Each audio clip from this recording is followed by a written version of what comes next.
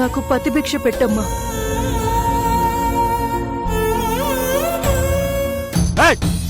అసలు మనిషివేనా? ఏం కూర్చావురా? రఘు, మొహం మీద దెబ్బలేంటి? ఏమైంది రఘు? నానా, ఏంటి నానా, ఏమైంది చెప్పండి నానా. ఎవరు మిమ్మల్ని కొట్టింది? నన్నెవరూ కొట్టలేదురా. అయితే దెబ్బలేలా తగిలే రఘు? ఇదా, తేనెటిగా కుట్టబోతుంటే నా చేత్తో నా చెంప నేనే కొట్టుకున్నాను. అలా తగిలింది అంతే. నానా, ఏదో జరిగింది. మీరు ఏదో దాస్తున్నారు. ఏం జరిగిందో చెప్పండి నాన్నా. అరే, నా చేత్తో నేనే కొట్టుకున్నానని చెప్తున్నా కదరా, అర్థం చేసుకోవే. రేఖ, ఎలా ఉన్నావు? ఇక్కడ నువ్వెలా ఉన్నావో నేను అక్కడ అలాగే ఉన్నాను రఘు. అన్యాయంగా నిన్ను అరెస్ట్ చేయించి ఇలా కొట్టించారు. వాళ్ళకి పుట్టగతులుండవు, నాశనమైపోతారు, సర్వనాశనమైపోతారు. రేఖ, నన్నెవరూ కొట్టలేదని చెప్తున్నా కదా, నాకేం కాలేదు. నా మాట నమ్ము. రే జీకే, జీకే, రే జీకే, జీకే.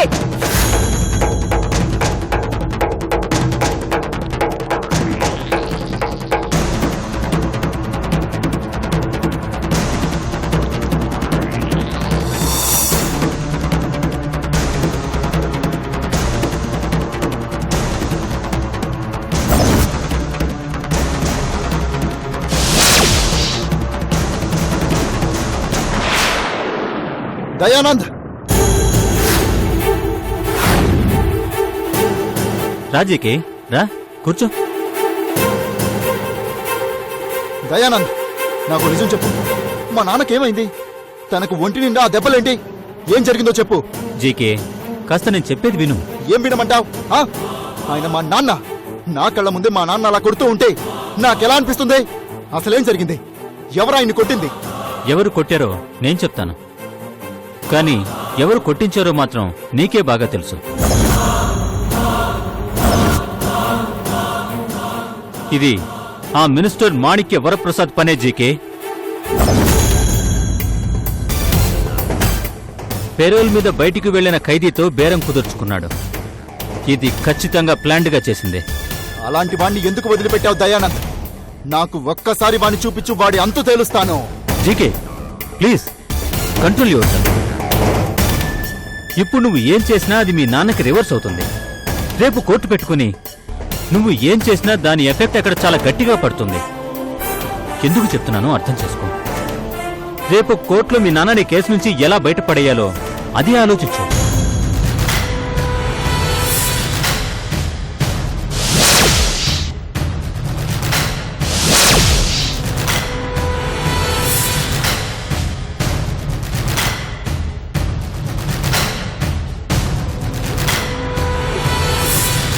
అమ్మా, నాన్నెక్కడా? టైం అయిపోయిందని సెంట్రీ తీసుకెళ్లిపోయాడు.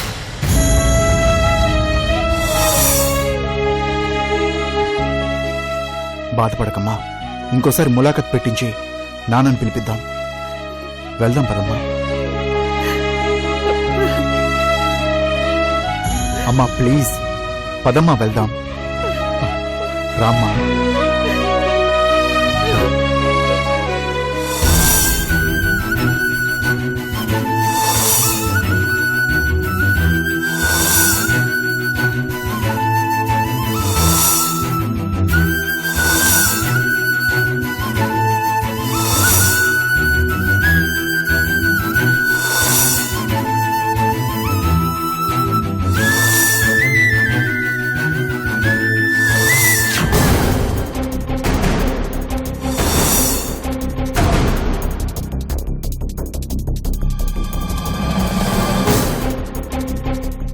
ఈ పాటికి ఆ రఘుగాడు శవమైపోయి ఉంటాడు చెల్లెమ్మ. వాడు చచ్చుంటే ఈ పాటికి బయటంతా గందరగోళం అయ్యేది కదా అన్నయ్య. అంతా సైలెంట్గా ఉందేంటి?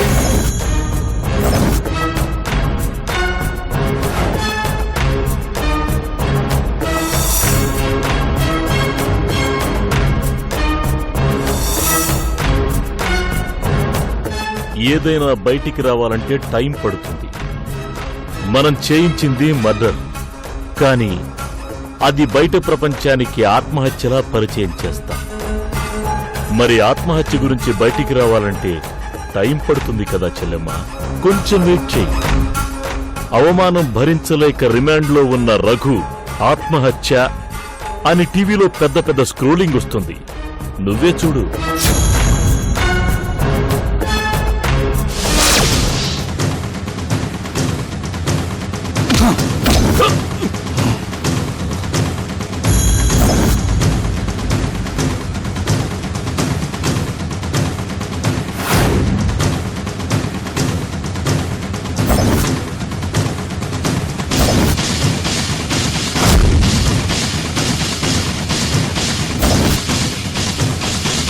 రేయ్! నా గుండెల మీదే కాలేస్తావరా నిన్ను? ఏంట్రా నువ్వు?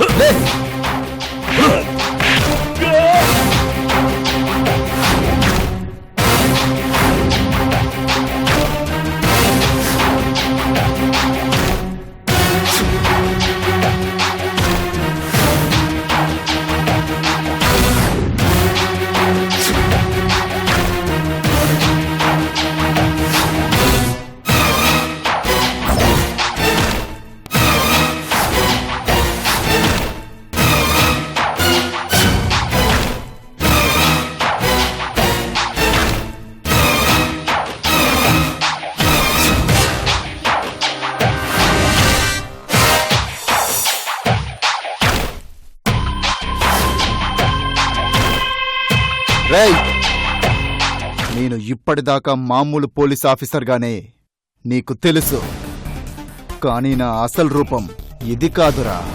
కాకి చొక్కా వంటి మీద లేకపోతే నేను నీకంటే పెద్ద రౌడీని.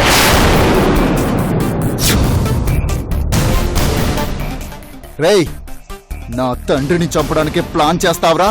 రేయ్, ఆయనకి ఏదైనా అయ్యింది అంటే నా చేతిలో నువ్వు చస్తావు, ఇది గ్యారంటీ. రాసుకో. మా నాన్న నీ కొడుకుని చంపాడో లేదో నాకు తెలీదు, కానీ మా నాన్నకి ఏదైనా జరిగితే నిన్ను నేను లేపేస్తా. ఏంటన్నయ్యా, ఆఫ్టర్ ఆల్ ఒక బచ్చాగాడొచ్చి నీ మీద చేయి చేసుకుంటుంటే చూస్తూ ఊరుకున్నావు. వీడి సంగతి తెలుసుకో. పిలువ ఐజీని. ఉద్యోగం ఓడబీకి లోపలేంచు. ఏయ్! ఆవేశపడకో. ఐజీని పిలిచి ఏం చెప్తావు? ఏం చెప్తావు? నేను నీ బియ్యంకుడి గుండెల మీద తన్నానని చెప్తావా?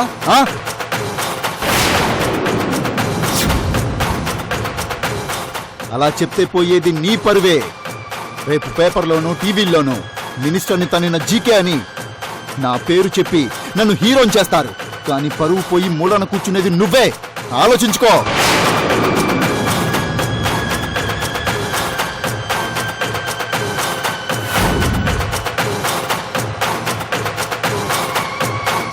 రేయ్, నా జీవితం మొదలైందే రౌడీగా. నా తల్లిదండ్రులకు ఎథిక్స్, వాల్యూస్ తెలుసు కాబట్టి నేను పోలీసునయ్యాను. లేదంటే నీలాంటి మినిస్టర్స్ని శాసించే డాన్ అయ్యేవాణ్ణి. అనవసరంగా నన్ను కెలకొద్దు, మా నాన్న జోలికి రావద్దు. వచ్చావో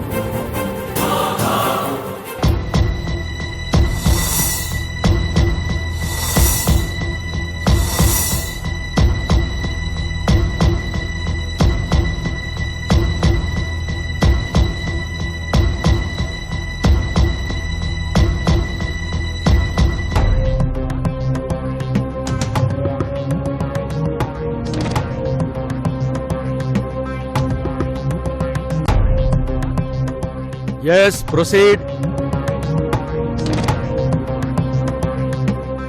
థ్యాంక్ యూ యువర్ ఆనర్. ఈ కేసులో రఘునే నేరస్తులను రుజువు చేయడానికి పోలీస్ డిపార్ట్మెంట్ దొరికిన ఆ షర్టే ప్రధాన సాక్ష్యం. ఆ షర్టు మీద హతుడు చక్రవర్తి రక్తం మరకలు ఉన్నాయి. ఆ రోజు ఇతను ఆ షర్టే వేసుకున్నాడు అనడానికి సీసీ కెమెరా ఫుటేజ్ ప్రత్యక్ష సాక్ష్యం your honour.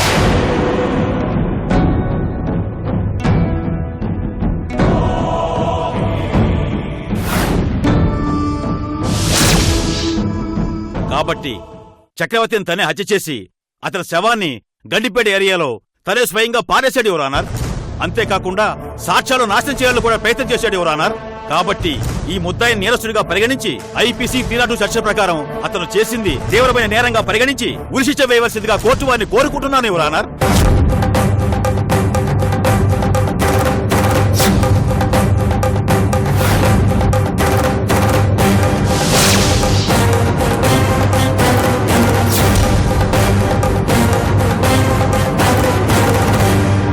I object your honour. Objection sustained. PP గారు అసలు నేరం రుజువు కాకుండానే తీవ్రమైన నేరం అని వారే చెబుతూ ఏకంగా ఉరిశిక్షనే సిఫార్సు చేస్తున్నారు. నేరం రుజువు చేయకుండా ఇలాంటి సిఫార్సులు చేయొద్దని మనవి చేస్తున్నాను.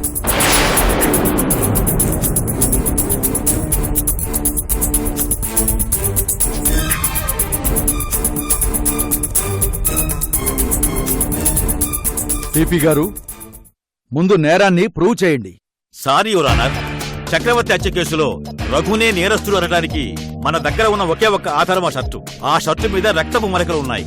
అవి చక్రవర్తి రక్తం మరకలేనని ఫోరెన్సిక్ ల్యాబ్ వాళ్ళ రిపోర్ట్ లో ఉంది.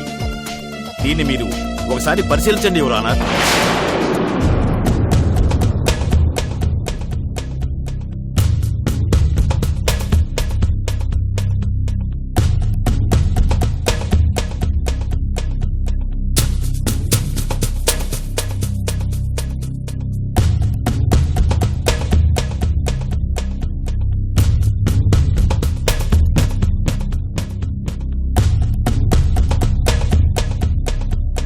యువర్ ఆనర్, సిటీ ఇన్ఛార్జ్ అయిన ఏసీపీ భవానీ గారిని విచారించటానికి అనుమతించవలసిందిగా కోర్టు వారిని కోరుతున్నాను.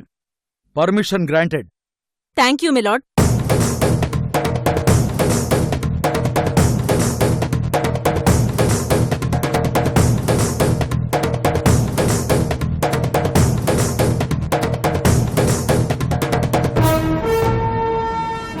ఏసీపీ గారు, మీరు ఏ బేసిస్ మీద రఘు గారిని ముద్దాయిగా అరెస్ట్ చేశారో చెప్తారా? చక్రవర్తి చనిపోయిన తర్వాత మాకో షర్ట్ దొరికింది. ఆ షర్ట్ మీద రక్తపు మరకలున్నాయి. అవి హతుడు చక్రవర్తివే అని తేలింది. ఆ షర్ట్ ని నేను మా మావగారైన రఘు గారికి గిఫ్ట్ గా ఇచ్చిన షర్ట్. అది చూస్తే అనుమానించాను.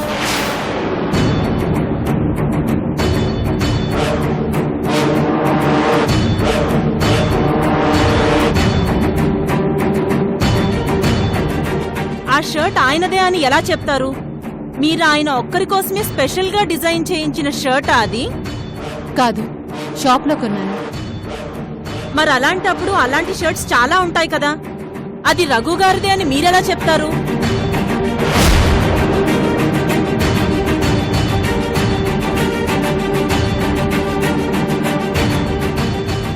ఓకే, ఆయనదే అనుకుందాం. ఒకవేళ ఆయన షర్ట్ పోయి ఉండొచ్చు కదా, లేదా ఎవరైనా ఎత్తుకుని వెళ్ళుండొచ్చు కదా, మరెలా అనుమానించారు? ఆయన తన షర్ట్ పారేసిన విషయం దాచిపెట్టి అలాంటిదే మరో షర్ట్ కొన్నారు. దాని తాలూకు ఆన్లైన్ బిల్ పేమెంట్స్ డీటెయిల్స్ సేకరించాను. ఆయన కావాలని సాక్ష్యాలు తారుమారు చేయడానికి ప్రయత్నించారని అనుమానించాను.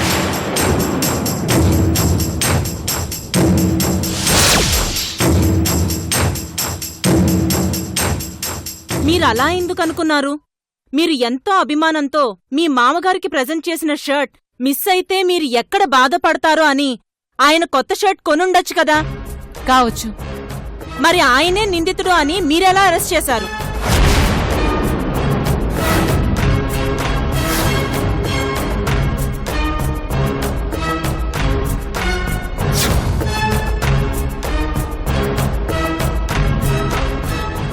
ఓకే భవానీ గారు, ఈ రఘు గారికి హతుడు చక్రవర్తికి మధ్య అంతకుముందు గొడవలు కాని పాత కక్షలు గాని ఉన్నట్లు మీ విచారణలో తేలిందా? లేదు.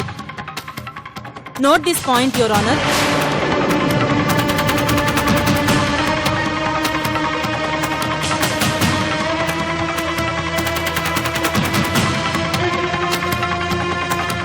రఘు గారికి చక్రవర్తి గారికి మధ్య పాత కక్షలు గొడవలు లేవు. అలాగే రఘు గారి హిస్టరీలో ఎక్కడా ఎప్పుడూ నేర ప్రవృత్తి ఉన్న దాఖలాలు లేవు. కేవలం ఆయన షర్ట్ని ఆధారం చేసుకుని అనుమానించి అరెస్ట్ చేశారు కానీ ఆయనే నేరస్తుడు అనడానికి ఏ ఆధారం లేదు. యువరానర్, హతుడు చక్రవర్తి శవం మీద ఉన్న వేలిముద్రలు ఈ రఘు వేలిముద్రలు సరిపోయినట్లుగా వేలిముద్రల వారిచ్చే రిపోర్ట్లో ఉంది. దయచేసి దీన్ని కూడా పరిశీలించండి యువరానర్.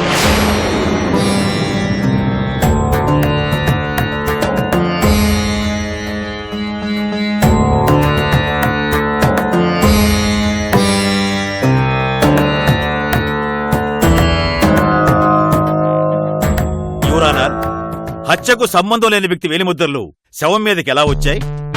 ఇతను ఆ రోజు ఆ షర్టే ఎందుకు వేసుకున్నాడు?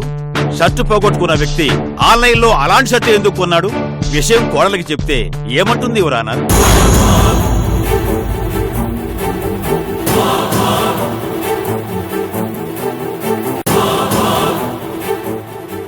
ఆ రోజే చక్రవర్తిని మర్డర్ చేసి ఊరి చివర పారేశాడు. ఆ సమయంలో కారులో వెళ్తున్నట్లుగా సీసీ ఫుటేజ్ ఉంది యువరానర్. ఆ సీసీ ఫుటేజ్ లో ఆ షర్టు క్లియర్ గా ఉంది యువరానర్. ఆ షర్టు మీద చక్రవర్తి రక్త మరకలు ఉన్నాయని ఫోరెన్సిక్ ల్యాబ్ రిపోర్ట్ ఉంది యువరానర్.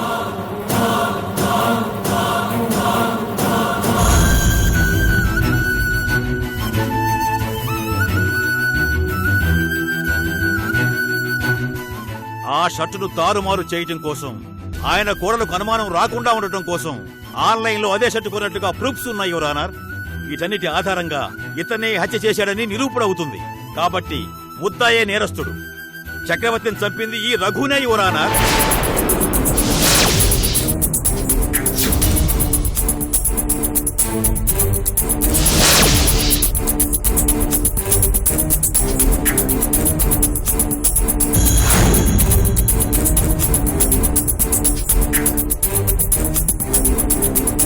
లేదు జడ్జి గారు,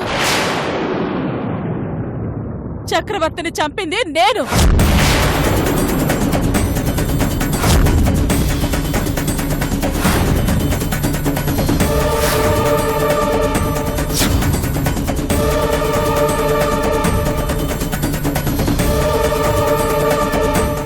ఇందులో మా అన్నయ్య తప్పేమీ లేదు.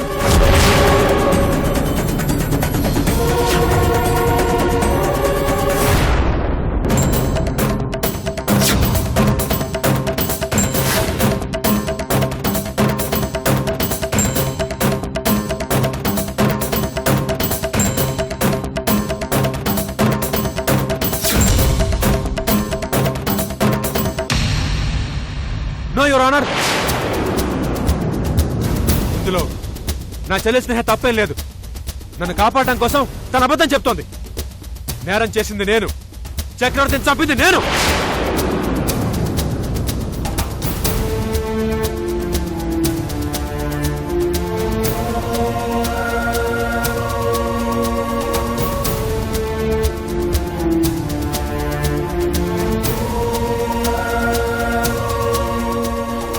లేదు సార్, అతన్ని చంపింది నేను.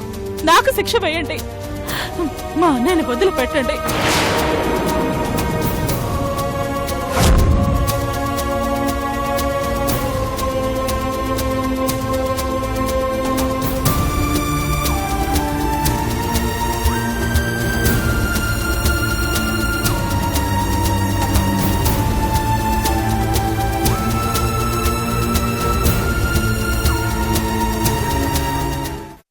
మా అన్నయ్యకి ఏ పాపం తెలియదు. దయచేసి ఆయన్ని విడిచిపెట్టండి.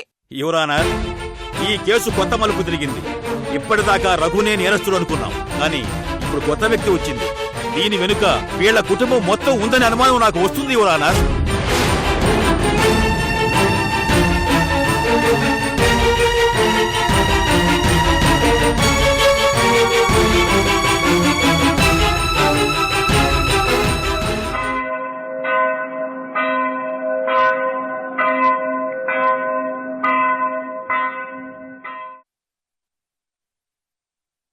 ఈ కేసు లంచ్ బ్రేక్ తర్వాత విచారిస్తాను.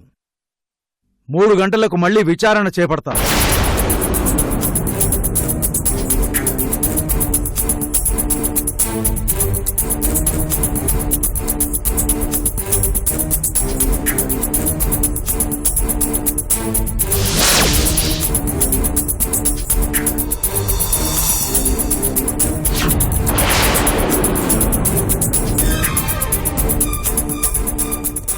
నువ్వు చెప్పిన దాన్ని బట్టి చూస్తే స్నేహ అత్తయ్య వాళ్ళ ఇంట్లోనే నాన్న షర్టు మార్చుకున్నాడు.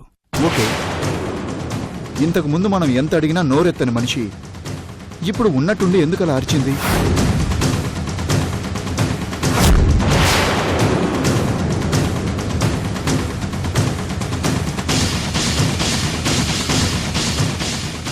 అదే నాకు అర్థం కావడం లేదు. తనకి ఈ కేసుతో సంబంధం ఉంది అని మన దగ్గర చెప్పకపోయినా మావయ్య గారికి శిక్ష పడుతుందేమో అనే భయంతో చెప్పినట్టుంది.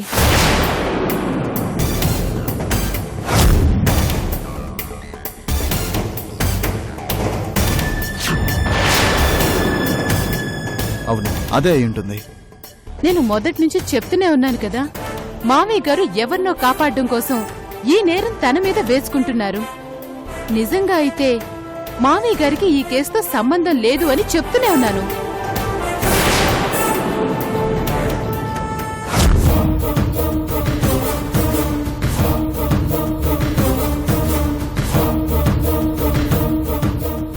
జడ్జి గారికి నమస్కారం. నా పేరు సంధ్య. నిజానికి చక్రవర్తిని చంపింది నేను.